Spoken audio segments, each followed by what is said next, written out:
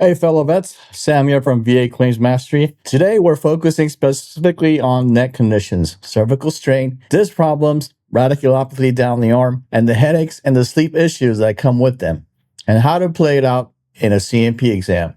But before we dive in, if you're tired of fighting your VA claim alone, I built a community just for you. Inside the VA Claims Mastery community, you can get free claims help, ask questions, and grab valuable resources to get you service connected with fewer frustrations and fewer rejections. And if you're stuck on your claim or have been repeatedly denied, you can book a one-on-one call with me so we can go over your situation and map out your best moves together. Just check the links in the description or pinned comments to join the community and schedule your call. Listen, you wouldn't step into a combat zone without checking your gear, so why would you walk into a C&P exam without rehearsing? This isn't about memorizing lines, it's about rewiring your brain. For years, you were trained to say, I'm fine, and push through the pain. In that exam room, that instinct is your enemy. You need to go over these concepts until stopping at the onset of pain becomes a muscle memory and talking about your worst days feel natural instead of uncomfortable. First, we're going to cover how examiners look at your records for neck issues. That includes your C-file,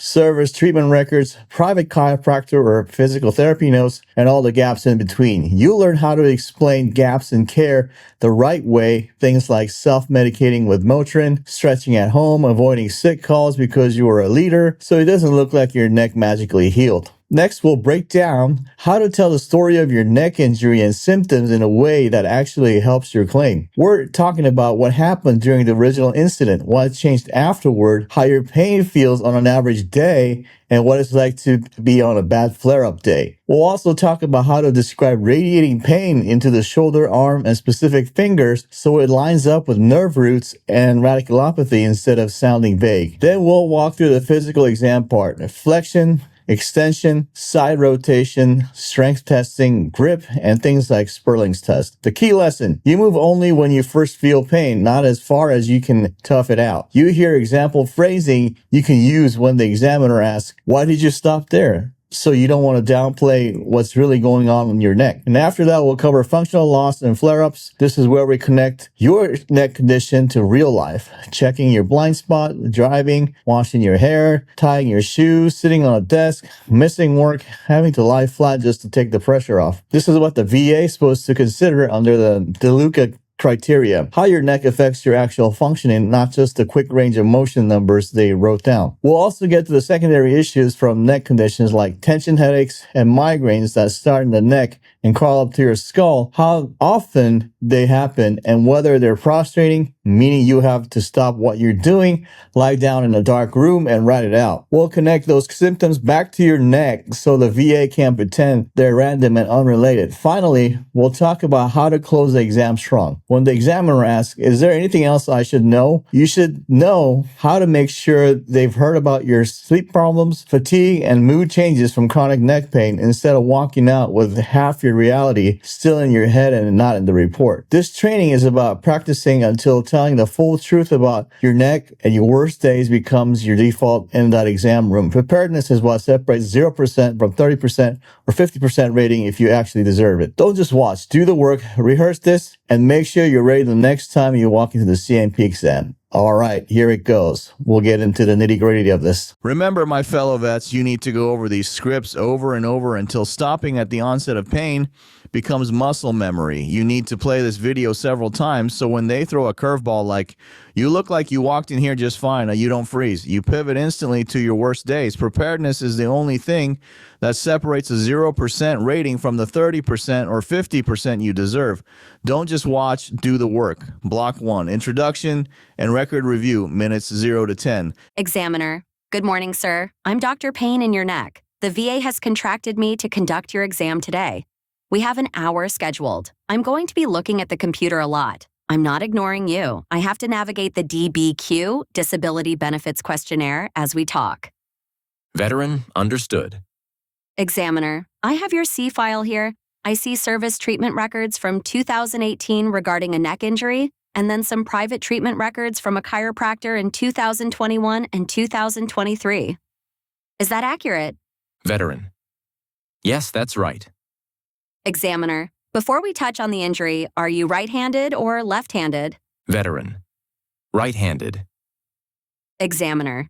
Okay, I see a gap in treatment between 2019 and 2021. Can you explain that? Veteran. Honestly, I was trying to suck it up. I was a squad leader. I didn't want to be the guy constantly at sick call. I just took a lot of Motrin and used heating pads at home. But eventually, the numbness in my hand got so bad that I had to see a civilian chiropractor. Coaching note addressing gaps. This is a critical moment. Examiners look for a continuity of care. If there is a gap, you must explain it. Self-medication, over-the-counter medications, stretching, avoiding activities is a valid explanation for why you didn't see a doctor, but you must verbalize it. Block 2, detailed history of injury and symptoms, minutes 10 to 25. Examiner. Let's go back to the LMTV incident in 2018. Please walk me through the mechanics of the injury. Veteran. We were in the training box. I was in the back. Proper bench. The driver hit a washout at speed. I wasn't braced. I launched upward. My helmet, ACH, hit the roll cage. It felt like my head was shoved down into my chest. Examiner. Did you lose consciousness? Veteran. No, but I saw stars. My neck seized up immediately. Examiner. Describe the pain today, not on your best day, but on an average day. Veteran. On an average day, it's a dull, grinding ache at the base of my neck. It feels like my head is too heavy for my neck to hold up. That's a constant 4 out of 10 pain. Examiner. And on a bad day? Veteran. It spikes to an 8 out of 10. It becomes sharp and stabbing, especially on the right side. Examiner. Does the pain travel? Veteran. Yes. It shoots from the C5/C6 area down the top of my shoulder, down the tricep, and into my thumb and index finger. Examiner. What does that feeling in the hand feel like? Veteran. Sometimes it feels like pins and needles, like my hand is asleep. Other times, if I move my neck fast, it feels like an electric shock, like I grabbed a live wire. Coaching note, radiculopathy specifics. Be specific about where in the hand it hurts. Thumb/index equals C6 nerve root. Middle finger equals C7 nerve root. Pinky equals C8 nerve root. Specificity helps the examiner link the anatomy to the MRI results. Block 3, the physical exam, minutes 25 to 40. Examiner. Okay, let's move to the physical exam. I'm going to use this goniometer to measure your angles. This is strict. I need you to move only until you feel pain. Do not push through the pain. Veteran. Got it.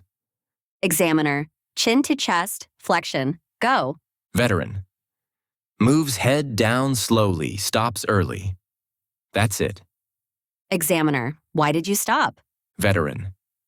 I feel the pulling sensation start right at the base of the skull. Examiner. Look up, extension. Veteran. Barely looks up. Stop. It feels like bone grinding on bone. Examiner. Turn right, rotation. Veteran. Turns about 45 degrees. Stop. I'm getting that electric shock in my shoulder now. Examiner. Okay, I need to test for weakness. Hold your arms out like you're holding a pizza box. Don't let me push down. Veteran. Left arm holds strong. Right arm gives way slightly when pushed. Examiner. I'm noticing some give on the right. Is that weakness or pain? Veteran. Both. It hurts to resist, but the muscle feels dead, like there's no power there. Examiner. Squeeze my fingers. Veteran. Squeezes. Proper grip is visibly weaker. Examiner. I'm going to do the Sperling's test. I'm going to turn your head and press down lightly. Veteran. Grimaces immediately. Whoa, okay. That sent a zap all the way to my thumb. Coaching note, objective tests. Reflexes, they will tap your elbows. Reduced reflex equals nerve damage.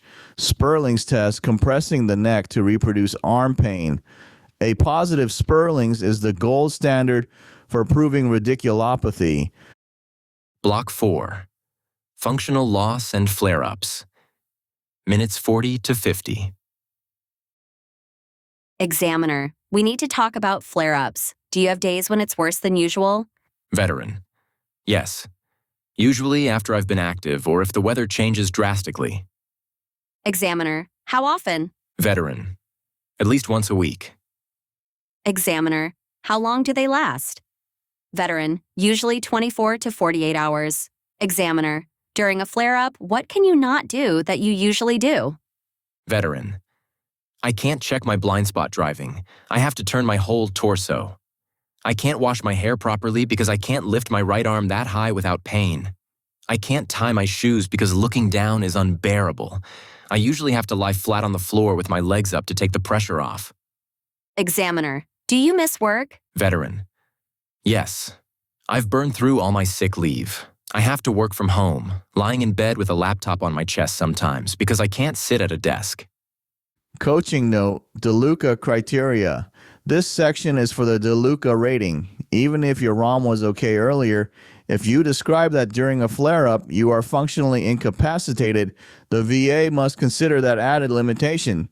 Mentioning putting on shoes or driving connects the injury to real life. Block 5. Secondary conditions, headaches, minutes 50 to 55. Examiner, you mentioned headaches in your intake paperwork. Tell me about those. Veteran. They are tension headaches that turn into migraines. They start at the back of the neck, where the muscles are tightest. It creeps up over the skull to behind my right eye. Examiner, are they prostrating? Meaning, do you have to stop what you are doing? Veteran. Absolutely. I have to go into a dark room. No sound, no light. I usually vomit from the pain. Examiner, how often does that specific severe headache happen? Veteran. The severe ones? About twice a month. The dull headaches are almost daily. Examiner, and you believe this is related to the neck? Veteran. I know it is. The neck pain always comes first.